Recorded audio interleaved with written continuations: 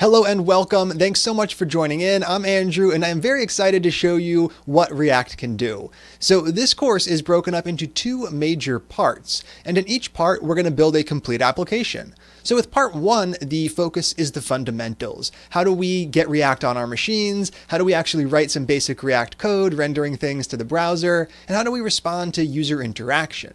In part two, we're going to focus on more advanced techniques. We're going to talk about things like user accounts, client-side routing, and authentication. In that one, we'll be building a more advanced application that uses all of those features, and we'll be getting that live on the web. So you'll have a real URL you can share with whoever wants to use the app. Now, before we get into any of that stuff, I do want to take a quick moment to talk about what you can do to get help if you get stuck as you're moving through the course.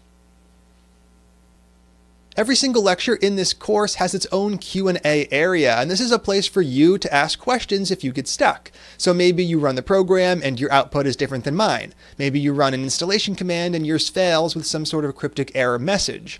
Regardless of what's going wrong, I am here to help. All you have to do is open up a question in the Q&A, but there are a couple of things that do make good questions. So first up, context. What were you trying to do? Did you run a command? Did you click a button? Did you run the program in a certain way? That information goes a long way towards helping me figure out exactly where in the program the issue most likely lies. Second up, a screenshot. If you are getting any sort of strange output or an error message, a screenshot makes it really easy for me to see exactly what's going wrong. And last up is the project code itself.